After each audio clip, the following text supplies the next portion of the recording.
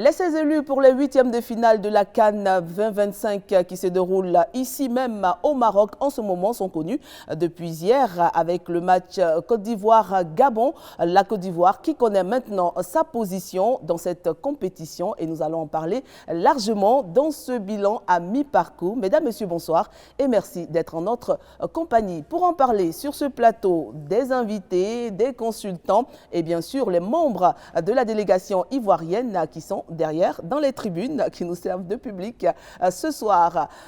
Premier consultant, bien sûr, celui que vous connaissez déjà, qui est avec moi tous les soirs, Lassina Diabaté, bonsoir. Bonsoir Cathy. Je sens que vous avez bien dormi. Absolument. Hier, on a eu un match difficile, mais une victoire au finish qui nous permet de finir premier de la poule. Également avec moi, Rachid Gaflaoui, le coach qui est avec nous ce soir. Bonsoir. Et puis avec nous, un consultant que vous connaissez déjà, Sansévérin. Bonsoir. Bonsoir. Merci d'être avec nous. Merci. Il fait froid à Marrakech, mais hier, les éléphants ont mis le feu et la canne est lancée. Bon, hier, il n'a pas fait très froid. Non, une chaleur justement pour permettre aux Ivoiriens de montrer qu'ils sont les rois d'Afrique. Absolument. Et juste à côté de vous, il aura l'occasion d'intervenir. Il s'agit bien sûr de ce visage que vous connaissez et que vous aimez, pour ne pas dire vous adorez, Ricardo Zama, Alain José. J'aime bien tout le nom. Bonsoir. Oui, bonsoir à tous nos téléspectateurs. Nous sommes heureux de faire ce parcours avec les éléphants de Côte d'Ivoire. Et comme Cathy l'a indiqué, nous aurons l'occasion de revenir sur cette première partie de notre championnat, entre guillemets. Absolument. Et bien sûr, vous savez que la RTI, c'est la télévision, mais c'est aussi la radio. On a donc un représentant de Radio Côte d'Ivoire sur notre plateau, Brice Kwasi. Bonsoir Cathy, bonsoir à tous. Heureux de vous retrouver après, bien sûr, ce moment vécu hier au stade de Marrakech. Cette ambiance historique avec cette victoire. On va le dire à l'arraché, mais une victoire qui nous permet de rester ici à Marrakech. C'est un plaisir de commenter ce genre de match. Ah oui, ça fait vibrer. Ça donne vraiment une envie folle de donner ce qu'on appelle la photocopie sonore de ce genre de match. Alors, avant de parler en détail de toutes ces rencontres qui se sont déroulées, nous allons avoir plusieurs étapes, parler des favoris, nous allons parler également des surprises, nous allons parler des déceptions dans ce bilan. Mais déjà, un mot quand même sur ce match d'hier entre la Côte d'Ivoire et le Gabon. Le déroulé du match, on avait espéré que le sélectionneur aurait fait tourner son effectif, comme d'autres sélections ont pu le faire, pour permettre d'avoir de la fraîcheur physique. Une compétition de ce type, c'est gagne aussi avec la profondeur du banc. Mais malheureusement, on n'est pas bien rentré dans le match. On avait pris 2 buts déjà, mais la force des caractères de ces jeunes et aussi la capacité du sélectionneur à faire rentrer par la suite des joueurs cadres ont permis quand même d'aller chercher cette victoire. Est-ce qu'au début vous étiez inquiet de voir la Côte d'Ivoire entrer ainsi dans le match? Oui, je vais le dire, inquiet parce que l'équipe a été remaniée à 99%. Il y a un seul joueur titulaire depuis le début qui était là, c'était le capitaine Franck Kessié.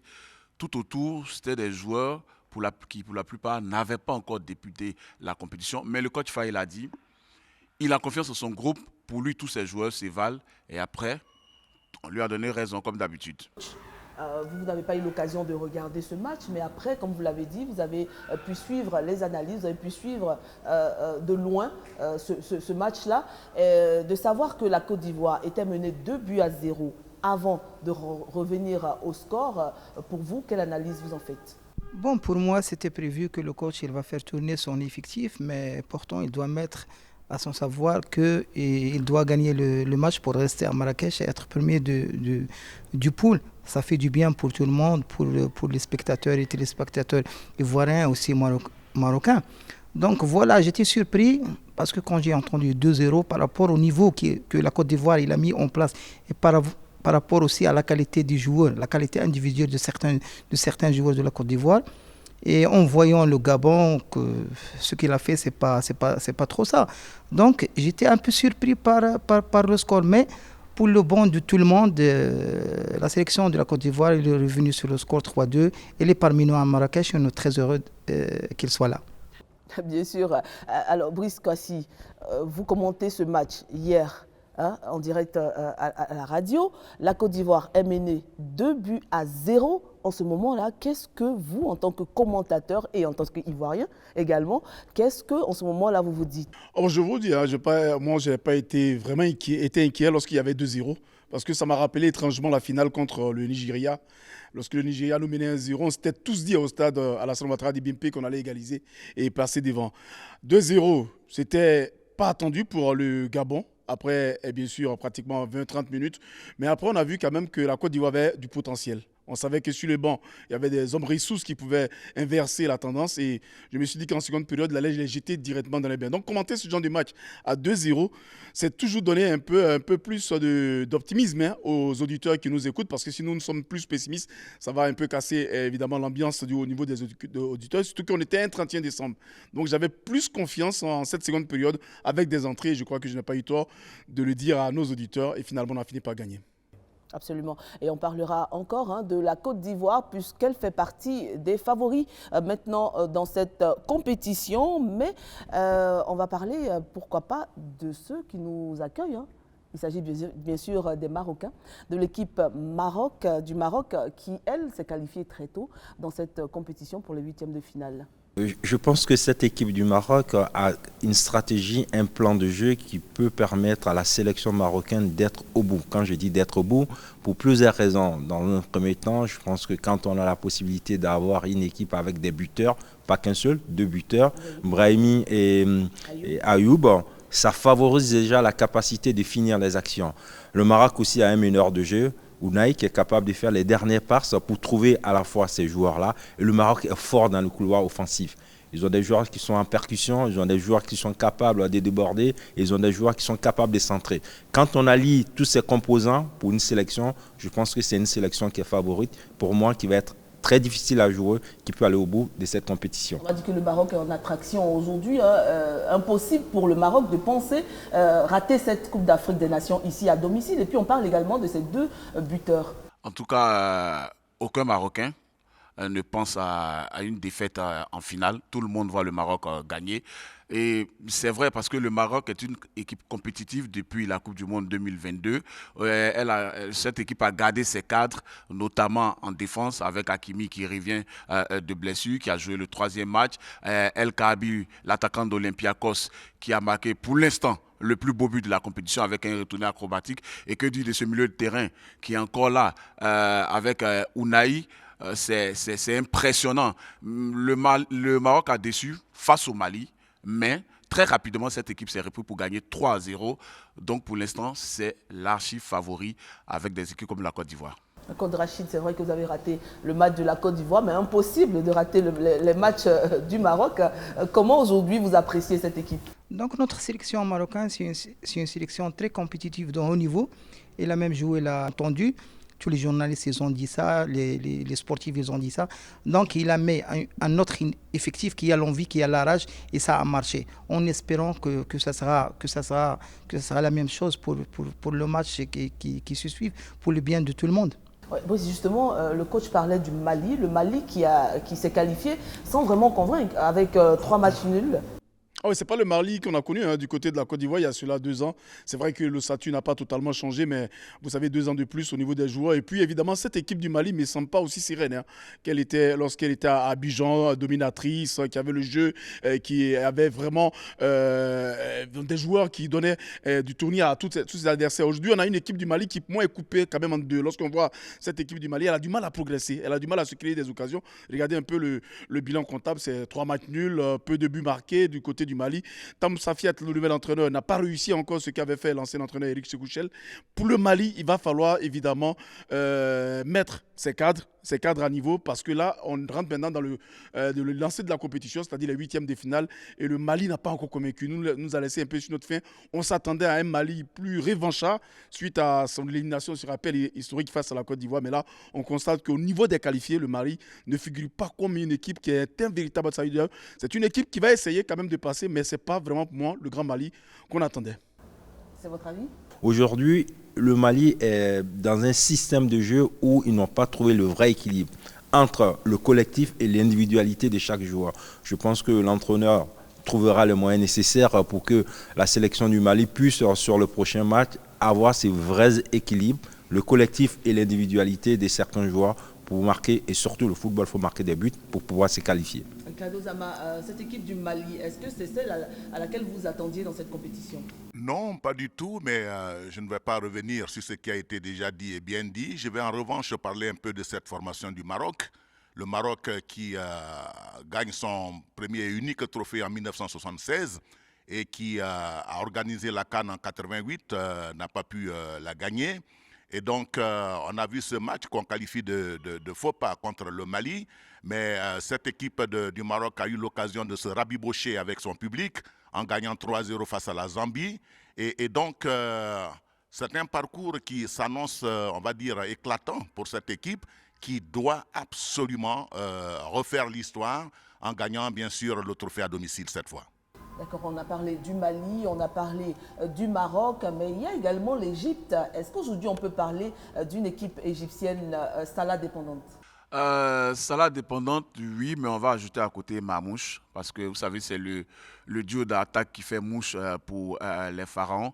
C'est une équipe équilibrée et l'Égypte a toujours été comme ça. C'est une équipe qui avance masquée. Pour l'instant, El Shenaoui dans les buts fait le taf, comme on le dit, il fait le boulot. Et Mamouche et Salah donnent la pleine mesure de leur talent. Pour moi, ce duo-là peut conduire les Pharaons loin. Ah oui. Oui, allez-y. Oui, j'allais ajouter juste, on voit cette équipe égyptienne, bloc solide, avoir la possibilité de garder le plan de jeu du début de match, qu'elle essaie d'imprégner sur l'adversaire. Il faut vraiment être très confiant avec cette sélection égyptienne parce que Mohamed Salah, quoi qu'on dise, ça reste toujours un buteur et les buteurs sont décisifs pour les compétitions à phase d'élimination directe. L'Afrique du Sud, le Nigeria, la Tunisie, la Côte d'Ivoire, le Sénégal, on en parlera tout à l'heure. Le temps pour nous de faire un peu de tourisme. C'est vrai que nous sommes venus pour une compétition, pour la Coupe d'Afrique des Nations, mais c'est aussi non seulement sur le terrain, mais également dans les rues de Marrakech, dans les rues du Maroc. Il y a de très belles choses à voir.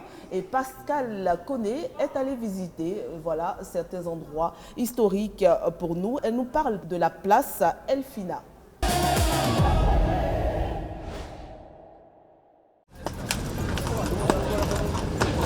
À Marrakech, la célèbre place Djeima El Fina garde son visage habituel, les compteurs de serpents. Les commerçants et les artisans poursuivent leurs activités quotidiennes malgré le parfum de la canne. Ça va?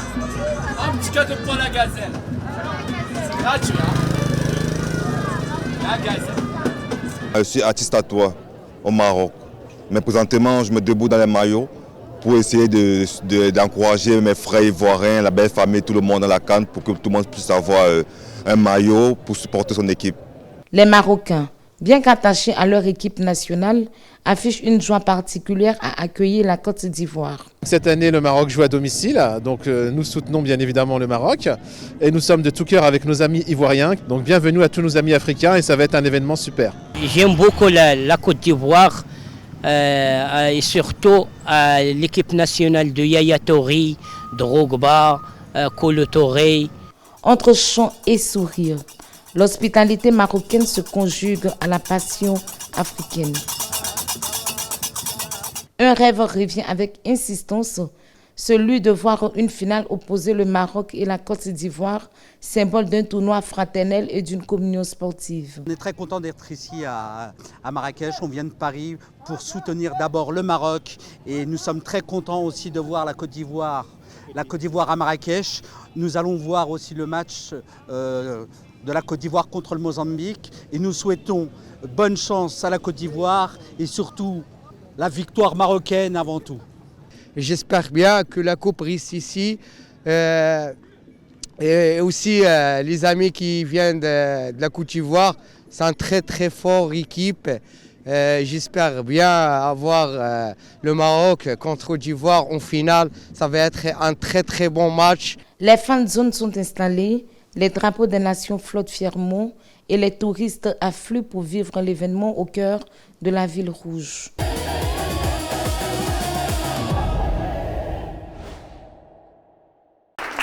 Voilà des applaudissements timides, mais comprenez-nous, il fait froid ici parce que c'est ce qui fait que notre public derrière est un peu timide. Voilà, mais ils vont se réveiller au fur et à mesure de l'émission. Alors, on parle toujours des favoris dans cette compétition. On a encore la Tunisie, on a le Sénégal, on a la RD Congo qui en veut dans cette compétition. On a le Sénégal, là, comme je disais tout à l'heure. Et puis, il y a la Côte d'Ivoire, il y a toutes ces équipes-là. Alors, pour vous, c'est vraiment les favoris de cette compétition? Pour moi, c'est les favoris de cette compétition. On n'oublie pas que le Nigeria, vice-champion de la dernière CAN, nous a fait belle impression. 3 matchs, 3 victoires avec 2 joueurs des classes internationales, Lookman et Osimhen. Je pense que ces 2 joueurs-là peuvent amener le Nigeria très loin. Je rebondis sur cette équipe surprenante de l'Algérie qui peut aussi faire l'effet trouble de cette compétition parce que les Fennecs sont capables par la ténacité, l'adversité et aussi ils sont malins. Il ne faut pas oublier que l'Algérie a toujours cette finesse des malices qui amène l'adversaire à la faute où elle ne doit pas faire pour pouvoir sortir vainqueur des matchs. Et puis on a également le Sénégal qui est toujours affamé. On a bien sûr la RDC qui est prête aujourd'hui à en découdre avec toutes ces équipes-là. Alors, j'ai entendu quelqu'un dans la rue à Marrakech dire que pour lui, le favori de la CAN, c'est la RDC. Ça paraît surprenant, mais c'est une équipe qui a été métamorphosée par Sébastien Desabre. Elle est très clinique avec un Gaël Kakuta revenu à son meilleur niveau et un Chancel Mbemba derrière qui fait office de rock. Alors à côté, il y a aussi le Sénégal dont le talent n'a pas bougé d'un iota depuis la dernière CAN, éliminé par la Côte d'Ivoire en 8e, mais cette fois-ci, c'est une équipe sénégalaise plus mature avec un milieu de terrain impressionnant. Ghana, Pape Matassa, devant Sadio Mané est toujours là pour le boulot avec Habib Diallo et derrière, là, c'est l'équation qu'il va falloir résoudre désormais. Il y a le capitaine Khalidou Koulibaly qui a pris un rouge, qui ne sera pas de la partie en 8e, mais pour moi, le Sénégal de Pape Thiaw reste un des favoris de cette compétition. Monsieur Ricardo Zama, d'accord, avec vous, on va parler tout à l'heure de la Côte d'Ivoire, parce qu'il y a le gardien, le jeune Lafont, qui a été, voilà, on va dire, rudoyé, massacré, on va dire, sur les réseaux sociaux. Un fait que vous n'avez vraiment pas apprécié dans cette compétition et qui n'est pas appréciable d'ailleurs. Le coach de Lys Sassandra l'a indiqué tout à l'heure. On s'attendait à un réaménagement de taille au sein de cette équipe de Côte d'Ivoire, ce que Faye Mersa a fait bien entendu. Et le jeune gardien Lafont, qui n'a pas eu un match véritablement tranquille, a commis quelques erreurs, mais qui ne chape pas, même au meilleur gardien du monde. Alors, sur les réseaux sociaux, on a commencé à brûler ce garçon, comme on l'a fait naguère avec Nyawan Gérard, après son match historique face au Lion du Cameroun à Abidjan. Et donc, ça m'a beaucoup touché. Alors, il faudra dire à nos compatriotes de ne pas brûler ce garçon très tôt, parce que Lafont, c'est quand même 129 matchs dans les gants avec Nantes. Donc, ce n'est pas un gardien de basse classe. Donc, il faut lui donner sa chance. Il aura certainement l'occasion de revenir petit à petit et de prendre véritablement sa place dans cette équipe nationale. Surtout que nous avons véritablement besoin d'un second gardien de but. Donc, au risque de me répéter, même les gardiens, dits gardiens, meilleurs gardiens du monde, font des erreurs. Donc, il ne faut pas brûler ce garçon. Il y en a même qui sont allés beaucoup plus loin en parlant de sa nationalité burkinabé. C'est vrai que sa mère est burkinabé, Mme Ilboudo, et qui a été députée à l'Assemblée nationale, ministre de la Femme également au Burkina. Mais il a vu tout cela et il a choisi la nationalité sportive de Côte d'Ivoire. Alors, il ne faut pas brûler ce garçon, il faut lui donner sa chance voilà, de continuer avec l'équipe nationale de Côte d'Ivoire. On est encore dans cette partie, on l'a fait avec Kopa Barry. Et finalement, en 2015, c'est lui qui nous permet en grande partie de gagner notre deuxième étoile. Voilà. Donc, il faut faire attention. Oui, ça s'applaudit. Il faut faire attention à ce qu'on fait parce qu'à un moment donné, on peut, sans le vouloir, brûler la carrière d'un jeune homme. Allez-y, oui. Alors, ça me rappelle l'histoire de Yaya Fofana aussi quand il est arrivé. Comme ça, les gens en parlaient beaucoup. Et puis, durant la CAN à domicile, il arrête impératif face au Mali. La compétition de la Côte d'Ivoire est lancée et il gagne le trophée. Donc, ça veut dire qu'il faut y aller doucement. On ne brûle pas un joueur. Après un match, Alban Lafont, c'est un gardien de classe mondiale. Il n'en est qu'à 3 matchs sous le maillot des éléphants. Pour moi, la Côte d'Ivoire a les 2 meilleurs gardiens de la compétition quand on voit Yaya Fofana et Alban Lafont. Donc, il faut vraiment profiter de ces deux-là. Il faut profiter de tous nos joueurs et c'est vrai qu'à un moment donné, peut-être qu'on est un peu fâché face à leur performance, mais je veux dire, ça reste un jeu, ça reste du football, il ne faut pas aller à l'extrême, je pense. Faisons attention. Alors Brice, on continue pour parler après le coach de ses favoris là, dans cette compétition, le Nigeria. Il y a la Tunisie également qui en ce moment est en train de bousculer un peu, qui veut s'imposer. Je ne vois pas trop la Tunisie aller au bout de cette compétition, ça c'est mon avis parce que je ne les vois pas jouer avec du caractère. Par contre, je vois deux équipes qui m'ont impressionné au premier tour, le Nigeria. Le Nigeria parce que c'est deux esprits de revanchards. Figurez-vous que l'entraîneur, Eric Chekouchel, était l'entraîneur du Mali. Il revient au Nigeria, il a en tête de montrer d'abord à son peuple malien qu'il est un bon entraîneur. Il réussit bien avec le Nigeria, avec une impressionnante participation lors des phases de poule, 3 matchs, 3 victoires. Le Nigeria domine outrageusement sa poule. Et on voit des joueurs, comme l'a dit coach, de niveau mondial, avec Lukman, avec évidemment l'inévitable serial buteur. On parle de Osimhen. Le Nigeria, pour moi, est taillé pour aller au moins en demi-finale. À côté du Nigeria, il y a une impressionnante équipe du Sénégal qui s'est aussi métamorphosée. En seulement 6 mois, Pape Thiaw, qui a remporté le CHAN avec la jeune génération, a fait un mélange d'anciens. Vous avez parlé de Kalidou Koulibaly, de Sadio Mané, d'Idrissa Gana Gueye, mais avec des jeunes qui sont venus avec Lamine Camara. Et ces jeunes, ça a réussi, cette fusion-là a été parfaite. Le Sénégal impressionne. Ces deux équipes sont venues ici avec une ferme ambition de remporter ce trophée parce que le Sénégal, après l'avoir goûté, a envie de vite écrire cette deuxième étoile avant que la CAN passe à 4 ans. Pareil pour le Nigeria qui s'est dit c'est un faux pas à Abidjan et j'ai envie de gagner. Donc pour moi, voici deux équipes qui vont pour moi comme favoris, le Sénégal et le Nigeria, qui ont impressionné, c'est vrai, au premier tour, mais qui ont montré surtout du caractère et de l'envie de décrocher ce trophée continental. Coach, pour vous, quelles sont les équipes que vous voyez dans ces 8e de finale?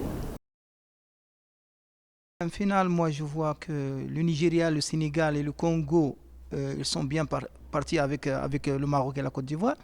Donc pour la Tunisie, je ne le vois pas favori parce qu'il est en méforme et tout ce qui se passe social au niveau du pays, ça influence aussi. On ne va pas rentrer dedans trop.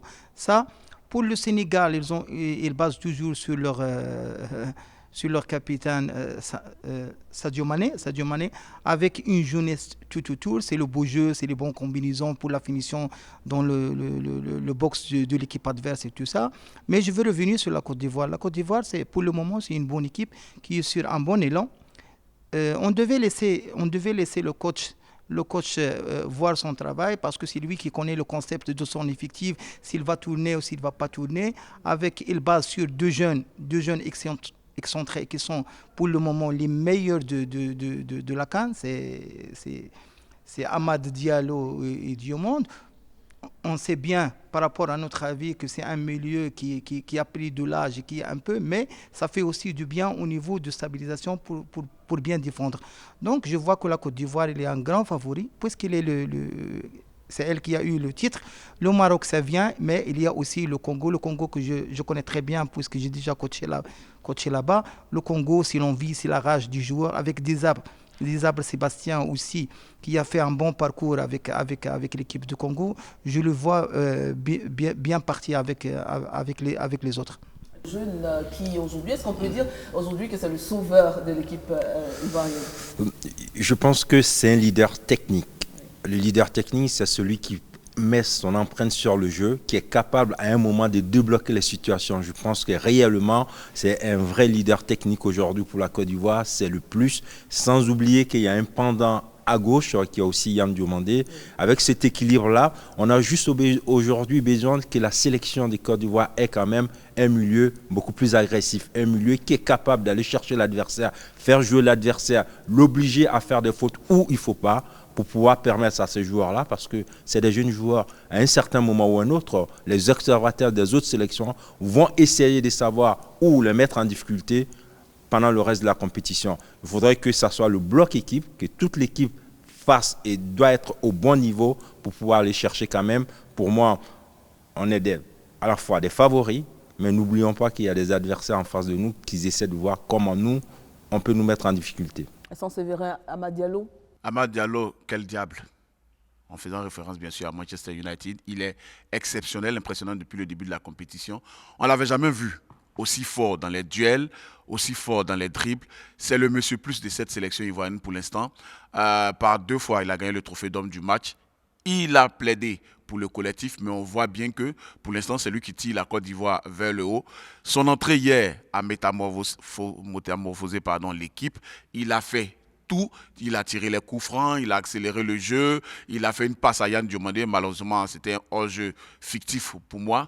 C'est le leader technique de l'équipe, mais en plus de ça, il y a un bloc équipe qui fait quand même le boulot, on l'a vu hier, le mental aussi des éléphants est impressionnant.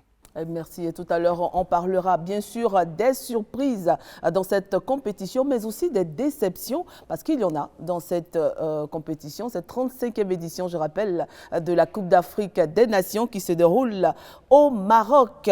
Faisons un tour dans les transports. On le sait, ici au Maroc, les villes sont assez éloignées, mais on ne rencontre pas trop de problèmes pour se déplacer parce que justement, il y a des moyens qui sont mis en place au niveau du transport. Et cet aspect n'a pas échappé à nos équipes de la RTI.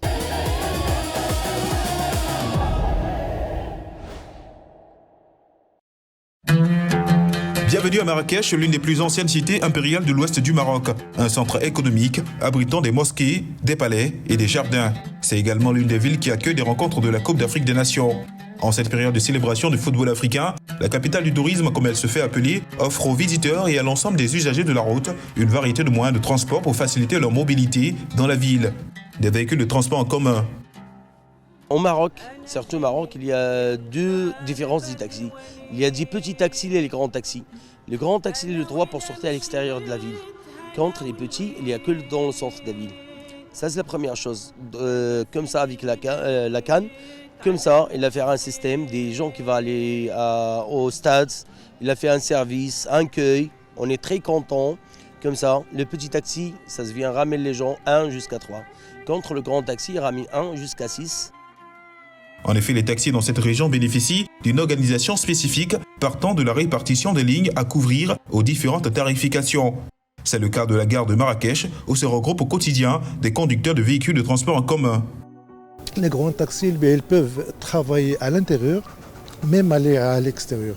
C'est-à-dire à l'intérieur des villes et ils pourront même travailler à l'extérieur des villes.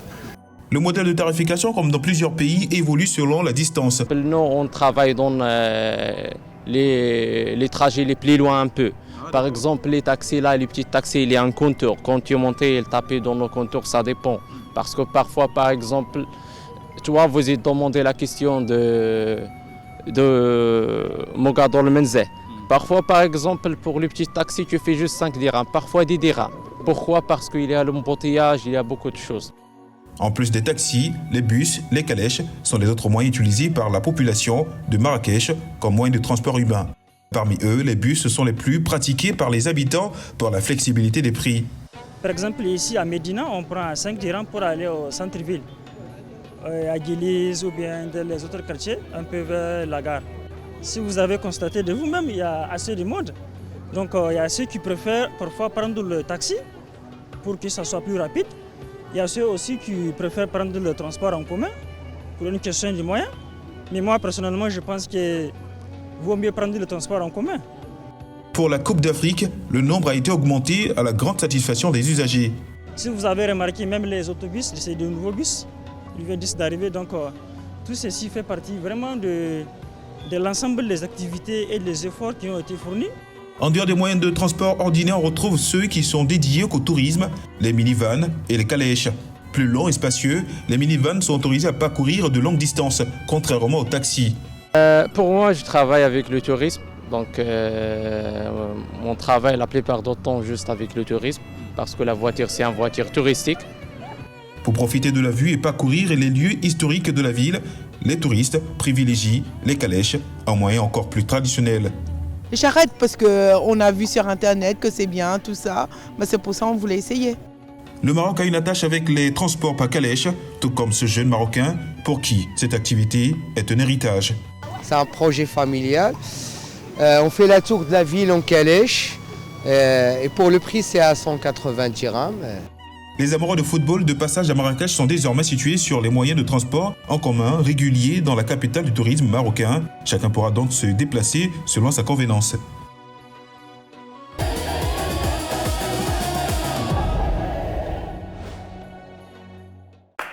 Voilà, comme je vous le disais, le transport ici au Maroc, c'est très facile. On se déplace avec vraiment une facilité intéressante pour nous, puisque nous sommes obligés d'être dans plusieurs villes à la fois. Et puis ce qui a été intéressant également, ce sont les calèches qu'on a vues. C'est vrai, la tradition marocaine veut que effectivement les touristes qui arrivent au Maroc puissent avoir la possibilité de déambuler dans les calèches.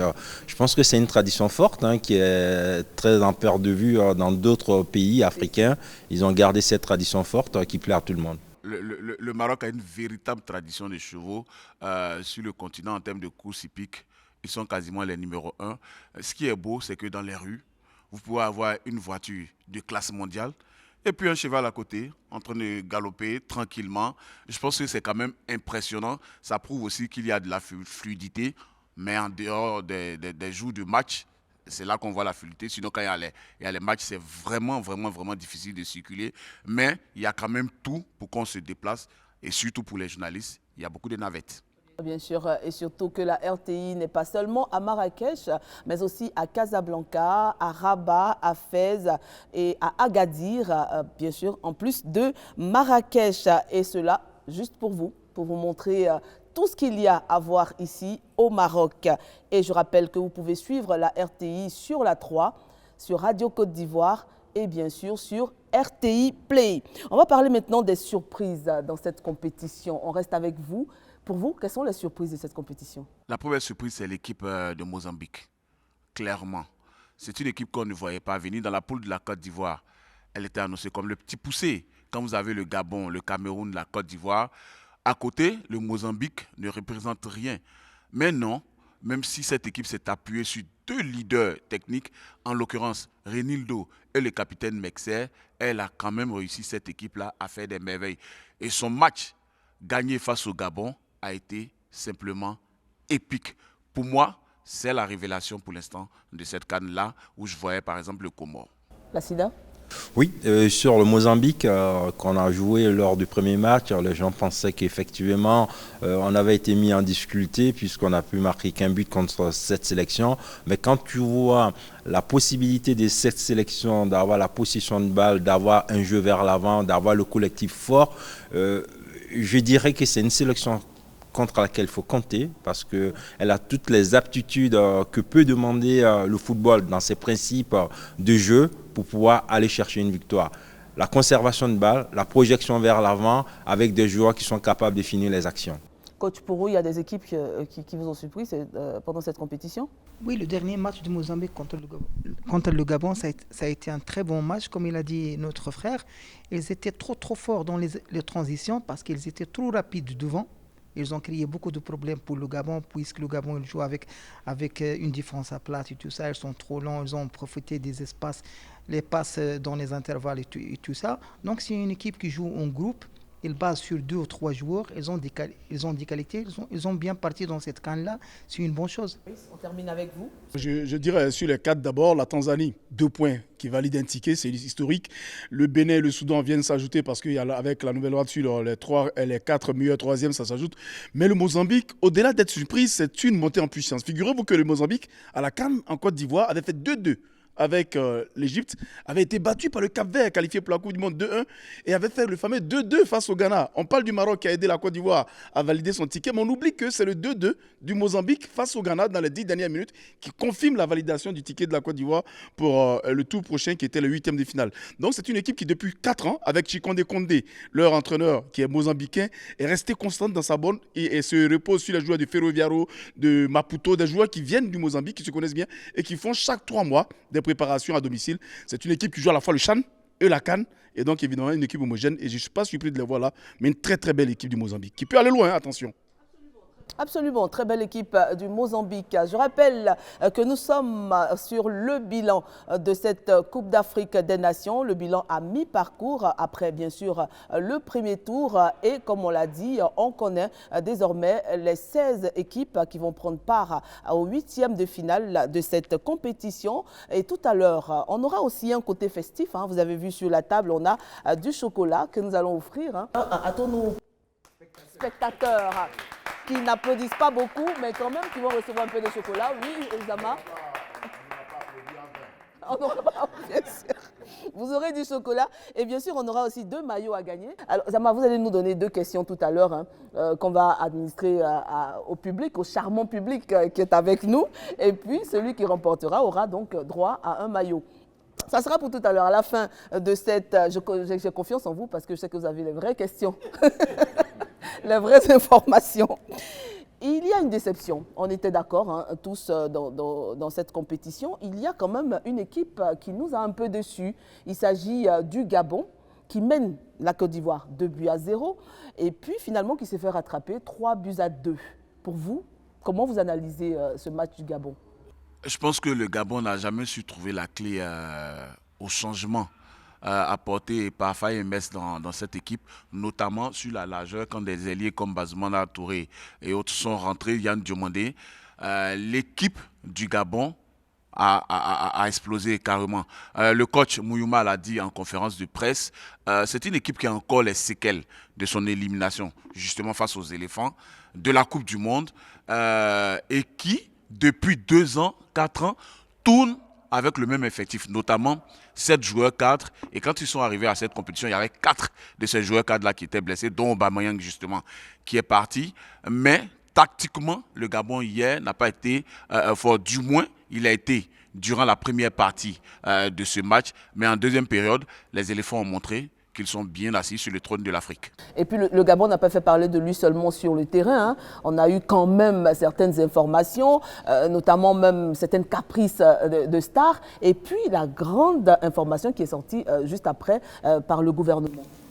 Je pense que sur décision du gouvernement à dissoudre complètement à la fois les dirigeants, le staff technique et de mettre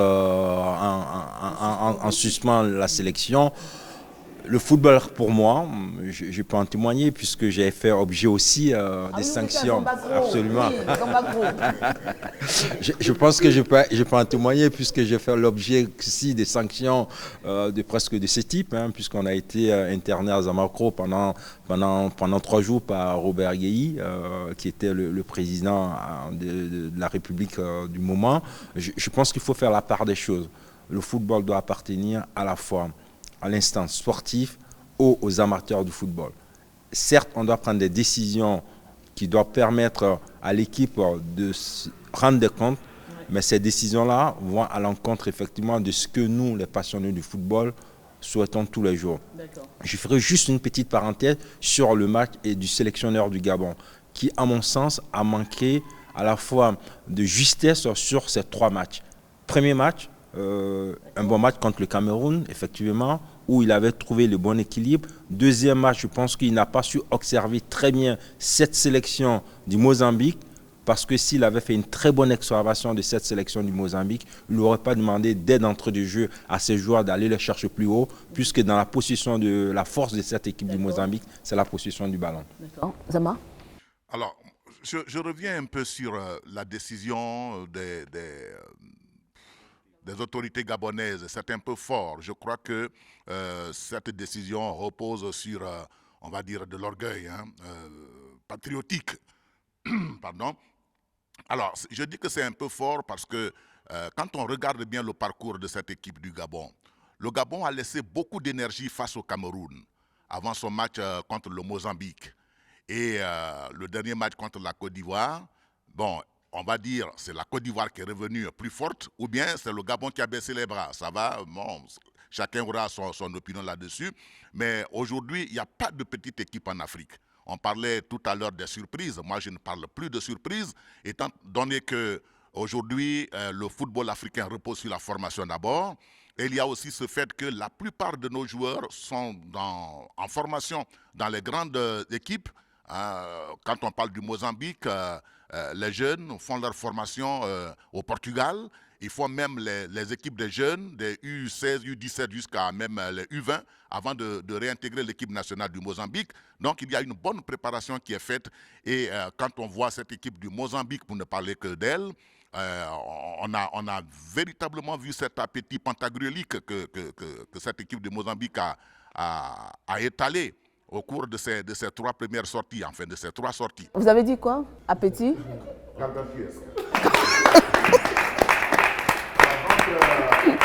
C'est un peu fort, hein, ces décisions-là. Oui, c'est vraiment fort pour nous. Voilà, les autorités gabonaises vont revenir absolument, pour laisser les choses se dérouler. Absolument.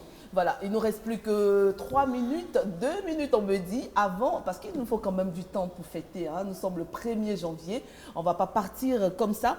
Et on aura un tour de table, un dernier tour de table à la fin de cette célébration qu'on va faire maintenant, juste pour parler un mot sur le match Côte d'Ivoire-Burkina Faso qui a à venir. Donc on va laisser tout ça, déposons les micros, moi je vais prendre, voilà, déposer les micros. On aura juste un micro baladeur pour ceux qui vont venir et dire un mot. C'est le moment de pouvoir fêter un peu. Hein. Voilà, nous sommes le 1er janvier 2026 et ce n'est pas tout le monde qui a vu ce jour. C'est pourquoi aujourd'hui nous sommes très heureux de pouvoir partager ces moments avec vous, chers téléspectateurs. Nous sommes très heureux d'être ici. C'est vrai que nous sommes loin de vous, loin de notre famille, mais nous n'allons pas rester tristes. Nous allons fêter et nous avons du chocolat, voilà, offert par le directeur général de la RTI, M. Jean-Martial Adou, que nous saluons. Vous ne le saluez pas. Bonjour DG, on va très bien ici, nous sommes en bonne santé, voilà, j'espère que vous nous suivez chaque jour, en tout cas nous avons une forte pensée pour vous également DG, merci pour ce moment. On va pouvoir donner du chocolat, je suis la maman Noël, je vais donner du chocolat à tous ceux qui ont travaillé pour la RTI. Avant de vous appeler vous, je vais appeler d'abord les caméramans qui sont toujours avec nous. Moyabi Diabaté, venez rapidement. On va l'applaudir, Moyabi Diabaté qui lui est basé à Casablanca et qui fait la navette, qui fait Agadir, qui fait Fès. Voilà, du chocolat pour vous. Merci beaucoup Moyabi, merci. Également Kini Bois, il est où Kini Bois? Venez Kini Bois. Actuellement le Kini toujours rôle, applaudissez son nom, voilà. Kini Bois qui va donc prendre son chocolat. Merci beaucoup Kini, merci pour le travail. Barnabé Conan qui va venir également recevoir son chocolat. Monsieur Barnabé Conan, qui est donc cadreur à la RTI depuis plusieurs années. Merci beaucoup pour le travail que vous faites. Merci beaucoup. Alors, on a également Monsieur Sekongo, qui lui, à la TVU, c'est lui qui nous permet de voir ces émissions en direct. Voilà, Soir des Cannes et tout, c'est lui l'opérateur qui nous fait voir ces images. Merci beaucoup Sekongo. Il y a également Soro, qui est technicien à la radio. Soro qui va venir recevoir également du chocolat. Merci beaucoup Soro. Et puis, il y a le digital. Vous savez que la RTI est très bonne sur le digital. Nous avons beaucoup d'abonnés. Et celui qui est derrière justement ces images-là, il est là. Tout simplement, Ben Dendane, qui est avec nous. Ben Dendane qui va recevoir également son chocolat. Merci. Et puis chaque soir, on est obligé de se battre pour que les éléments arrivent à temps. À Abidjan, c'est chaud ici. Je lui tire toujours les oreilles, ce jeune homme, mais il est très talentueux, il est avec nous. Brice, qui est notre monteur, l'infographe, qui va venir également pour recevoir son chocolat. Merci beaucoup Brice, merci pour tout ce que vous avez fait. Je pense qu'on a fini avec tous ceux qui sont derrière la caméra. Maintenant, on va prendre les journalistes. Levez-vous, mademoiselle, s'il vous plaît. Voilà. Je peux me lever, hein. Elle, c'est Pascal Koné, une jeune fille qui promet dans le journalisme. Merci beaucoup pour votre travail. Et également, nous avons Monsieur Ballot, qui est aujourd'hui le binôme. Alors, je vais expliquer cette histoire. Nous avons appelé Monsieur Ricardo Zama et Monsieur Ballot afin de pouvoir faire la transition. Parce qu'on ne pouvait pas laisser Monsieur Zama partir comme ça. C'est la transition qui se fait et je pense que la passation s'est bien faite, n'est-ce pas? Merci beaucoup. Merci pour ce travail. Et il y a qui encore? Levez-vous, monsieur. Lui, il me sert de chef d'édition. Voilà. Et ce Jean Silver, qui est ici également avec nous. Merci Esso. Et puis nous avons ce jeune homme qui est promoteur également, Orlus, qui nous fait tous les directs ici, les stand-up. Merci beaucoup Orlus. Et puis le grand Brice Poissy de la radio. Merci beaucoup. Et nos invités n'ont pas été oubliés, hein, bien sûr. Moi, je vais me déplacer pour donner le cadeau de M. Ricardo Zama au monument, qui a été mon formateur. Merci beaucoup pour tout ce que vous avez fait pour nous. Merci beaucoup. Et puis, Son Sévérin, notre consultant, qui va également venir.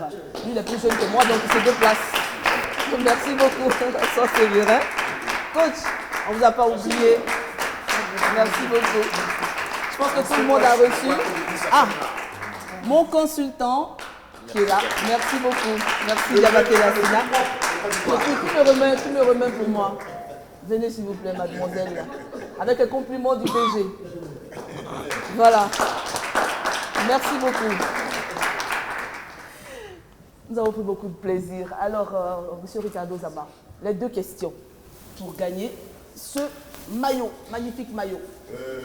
Les questions concernant l'équipe Écoutez bien, nationale de Côte d'Ivoire. comme vous voulez. Bon, la CAN ou l'équipe nationale, oui. Bon, on va parler CAN. En quelle année la Côte d'Ivoire participe-t-elle à sa première Coupe d'Afrique des Nations de football? Qui est intéressé? 1965. Merci beaucoup. Deuxième question pour le deuxième maillot. La Côte d'Ivoire organise sa première CAN en quelle année? 1998. Non, elle a voulu dire 84. Elle a voulu dire 84. Bravo Priscille. Je vous ajoute mon chocolat. Vous êtes trop forte. Bravo Priscille. Voilà, merci à vous également. J'espère que vous avez pris beaucoup de plaisir chez vous aussi à la maison, en train de fêter et que la tristesse s'éloigne vraiment de nous. Et surtout, l'amour et l'amour. Parce que quand bien même vous aurez tout l'or du monde, si vous n'avez pas l'amour, vous n'avez rien du tout. Donc partagez l'amour autour de vous. C'est le seul bien que vous devez conserver avec beaucoup de jalousie. Un dernier tour de table sur ce match Côte d'Ivoire-Burkina Faso. Un mot. Un adversaire rude, une vraie rivalité. Je pense que la qualité de la sélection et l'expérience qu'on a peut nous amener à la victoire. La Côte d'Ivoire face au Burkina Faso, on voit toujours des victoires. Ce serait un match épique, surtout avec un Mohamed Zumbrana qui a joué le champ avec la Côte d'Ivoire et qui est maintenant au Burkina Faso. On espère que Franck Kessié et ses partenaires vont faire le boulot. Je pense que la Côte d'Ivoire, c'est un grand favori puisque j'ai fait mon passage au niveau du championnat de Burkina. Donc, je vois qu'il y a une grande différence. Il y a des points forts au niveau de la sélection de la Côte d'Ivoire, surtout Adam Diallo. La Côte d'Ivoire pas favorite, mais surtout que Emes Faye a désormais des certitudes concernant son classement. S'il fait son classement avec les certitudes qu'on a eues après le match face au Gabon, il n'y a pas de problème, la Côte d'Ivoire passera. Alors, on ne va pas se quitter comme ça, hein. On va juste partager ensemble pour la photo de famille. On est venu mettre des dents, on est venu mettre des dents, on est venu mettre des dents, on est venu mettre des dents, on est venu mettre des dents, on est venu mettre des dents, on est venu mettre des dents. Bonne année à tous, on se retrouve certainement très bientôt pour ce match face au Burkina Faso. Portez-vous bien. Merci dans le moment. Portez-vous bien et puis merci et bonne fête sur vous. Bonne année à tous.